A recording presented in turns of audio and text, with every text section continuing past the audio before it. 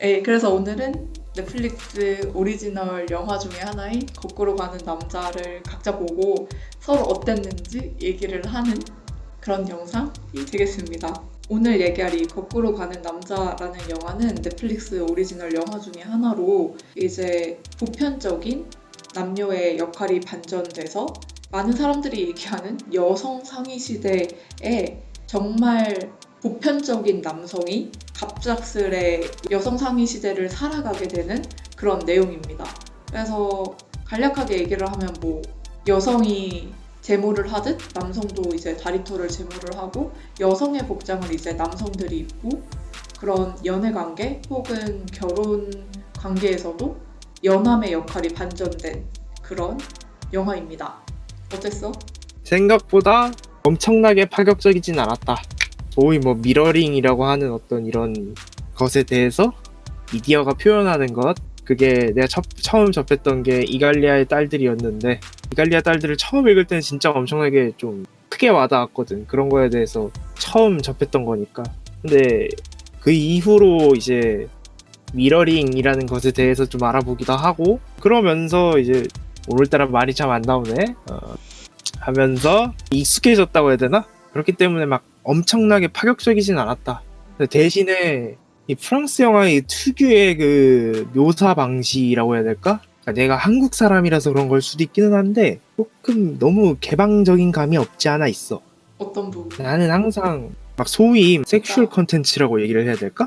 막 그런 외설적인 거? 그런 거에 대해서 논제가 있잖아. 이게 외설로 봐야 하느냐, 예술로 봐야 하느냐. 근데 나는 그거를 가르는 기준이 그 어떤 이야기를 만들어 가는 데 있어서 그 묘사가 필요하냐 없느냐에 따라 달라진다고 생각을 하거든. 그러니까 설령 그게 외설적으로 다가오더라도 만약에 그 이야기를 풀어가는 데 있어서 그 묘사가 반드시 필요했다, 그러니까 개연성이 필요했다라고 하면은 그거는 예술로 볼 수 있는데, 근데 개연성 부여에도 도움을 안 주고 심지어 그 묘사 자체가 개연성이 없는 경우도 있잖아. 그 경우에는 굳이 이 장면을 넣어야 할까라는 생각이 드는 경우가 있는 거지.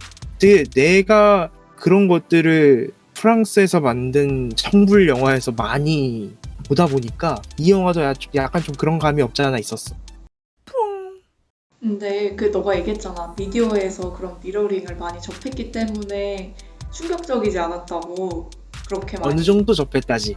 근데 나는 오히려 그런 미러링에 대해서 글로 많이 읽어왔지만 영상으로 보니까 이게 좀 더 충격적이었어. 영상으로 본 게 또 훨씬 다르다. 더. 다른 매체가 되니까 또 다르다. 그러니까 지금까지 글로 봐왔던 거는 그냥 내 머릿속에서 상상하는 게 다였잖아. 근데 이게 미디어에서 실체화돼서 보이니까 생각보다 기괴하다고 표현을 해야 되나? 기괴하고 이상하고 글을 읽었을 때보다 조금 더 충격이 컸어. 그리고 그런 것도 있었던 것 같아. 그 거꾸로 가는 남자 안에서 보면은 남자 주인공이 막 이렇게 TV를 보는데 그 안에 이제 여성과 남성이 같이 성관계를 하고 그러고 나서 이제 필로우 토크라고 하나? 그런 거를 하면서 이제 여자가 남자 몸을 이렇게 쓰다듬는 그런 게 있었는데, 원래는 그런 필로우 토크를 할 때 남자가 여자 몸을 쓰다듬지 여자가 남자 몸을 남자의 뒤에서 쓰다듬진 않는단 말이야. 그냥 그런 구도 자체를 많이 본 적이 없는데 그걸 보니까 우와, 이렇게 기괴할 수가 라는 생각이 드는 거야. 이렇게 역할이 바뀐 것만으로도 기괴할 수가 봐. 그리고 난 아직도 그 거꾸로 가는 남자 하면 생각이 나는 게, 그 남자 주인공이 맨 처음에 그 바뀐 세상으로 떨어졌을 때 이 집에서 아무거나 이제 옷을 입고 나가는데 그 뒤에 회색 추리닝 바지에 분홍색으로 핑크라고 적혀 있는데 그게 그렇게 웃긴 거야, 나한테는. 핫 또 아니었어? 핫? 핑크였어. 핫이었나? 핑크였다고? 핫이었던 것 같은데 내 기억으로. 핑크라고 생각을 했는데 어쨌든 엉덩이에 그렇게. 핫 적혀 있어갖고 자막에 화끈한 이런 식으로 돼 있었던 것 같은데 내 기억으로.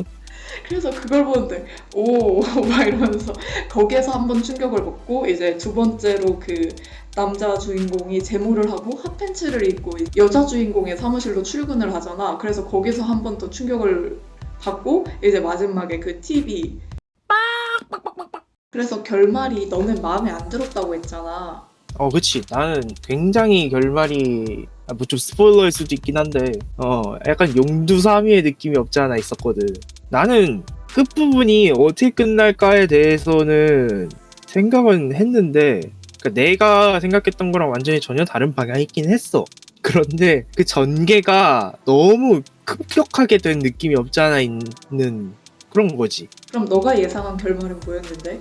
그러니까 뭐 결국 남자 주인공이 그 세상에서 순응하고 살아가던가, 아니면은 남자 주인공만 다시 돌아오던가, 그런 거였는데 마치 이 끝맺음을 어떻게 해야 할지 모르겠는 사람이 어떻게 끝내지 하다가 야 그냥 이렇게 끝내자 하고 끝내버린 느낌이야. 그 결말이 나오기까지의 그 과정을 봤을 때 그 결말이 어째서 나왔는가를 생각을 해봐야 되는데, 그 앞부분을 보면은 딱히 결말이 이렇게 된다의 어떤 설득력이라고 해야 되나? 개연성이라고 해야 되나? 그런 게 좀 더 부족하다고 생각을 하거든. 그러니까 그나마 이 꿈보다 해몽이라고 내가 그래서 최대한으로 해석한 거는 그러한 결말을 낸 거에 대해서 최대한의 해석을 한 건 현실은 시궁창이다 라는 정도로밖에 해석이 안 돼. 그러니까 결국은 이 영화 내에서는 여성이 상위인 세계였지만은 결국은 지금 우리가 사는 이 현실은 여성이 아직은 약자인 그런 시궁창인 세계다 라고 밖에는 해석이 안 됐어. 그게 최대한으로 내가 좋게 해석한 결말이야. 그 외에는 딱히 그런 결말이 나와야 할 이유를 잘 못 느꼈다고 보는 게 맞지. 그래서 그러니까 이 어떤 내용과는 별개로 영화 자체는 그렇게 잘 만들었다라고 생각은 안 해. 나는 너가 얘기했듯이 결말로 가는 부분이 갑자기 급전개가 됐다고 얘기를 했잖아. 나는 이 결말을 보고 어떤 생각을 했냐면, 결말은 이미 정해져 있었고 이 결말을 어떻게 만드느냐, 남자가 전봇대에 머리를 박고 이제 거꾸로인 세상으로 왔듯이 여성도 거꾸로인 세상으로 보내야 하는데, 이 여성을 어떻게 거꾸로인 세상으로 보낼 것이냐, 거기에 맞춰서 사건을 전개하다 보니까 매끄럽지 않은 게 없지 않아 있었다라는 생각을 했거든. 그리고 오히려 나는 결말이 너무 좋았던 게, 너가 얘기했듯이 결말은 이제 두 개로 나뉠 수밖에 없잖아. 내가 예상한 결말도 두 개였어. 첫 번째, 남성 주인공이 그 세상에 순응하면서 살아간다. 두 번째, 남성 주인공이 다시 원래 세상으로 돌아온다 라는 생각을 했는데, 첫 번째는 뭔가 말이 안 될 것 같은 거야. 약간 순응하며 살아간다 라고 얘기를 하면은 백설공주 신데렐라 엔딩이 날 것 같은 거야. 막 둘이 행복하게 오래오래 살았습니다.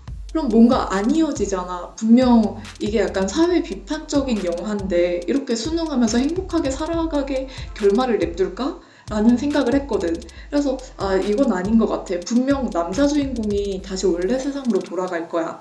근데 돌아가면은 이 남자 주인공이 어떻게 행동할지를 이제 다시 고민을 해봐야 되잖아. 첫 번째, 영화 초반에는 남성 주인공이 엄청 개차반이었잖아. 성희롱적인 발언도 하고 남성 중심적으로 생각을 하고, 그러면은 거꾸로인 세상에 있다 왔으니까 뭐 여성운동의 앞장서는, 혹은 자신의 예전의 잘못에 대해 동료들에게 사과하는, 근데 이것도 어떻게 보면은 너무 무미건조한 예상이 가는 결말이고, 만약에 이렇게 영화가 끝나면 재미가 없을 것 같은 거야. 근데 그렇다고 또 다시 원래 세상으로 돌아왔는데 개차반인 상태로 다시 돌아가. 약간 이것도 어느 정도 일리는 있고 어느 정도 가능성이 있는데 약간 말은 안 될 것 같아. 결말이 그렇게 나버리니까 전혀 예상도 하지 못했고, 난 오히려 그래서 마음에 들었어. 만약에 이 영화의 결말이 남성 주인공이 원래 세상으로 돌아와서 여성운동에 힘쓰면서 살았습니다, 이렇게 났으면은 오히려 너무 예상이 가고 뻔한 결말이었을 것 같아. 결말이 별로였다라기보다 나는 그 결말로 가는 그 과정이 개연성이 없다라고 얘기를 하는 거야. 결말은 그럴 수 있어. 감독이나 작가가 이렇게 하고 싶다 그럼 뭐 할 수 있는 거고, 해석의 여지는 언제나 관객의 몫이니까. 근데 그 결말까지 가는 그 과정이 너무 빡하게 전개된 감이 없지 않아 있다라는 거지. 그러니까 영화의 어떤 작품성만을 봤을 때는 그렇다. 근데 나는 조금 아쉬웠던 게, 물론 이제 남성 주인공이 원래는 이제 남성이 주인 남성 상위 시대에 살다가 그 거꾸로인 세상으로 떨어져서 그런지 모르겠지만 초반에는 지금 세상의 여성들, 지금 따옴표 치고 있어요, 손으로. 여성들처럼 꾸미고 다녔는데 그 여자 주인공이랑 만나면서부터는 그냥 평범하게 입고 다녔단 말이지. 그냥 현실 남성들처럼.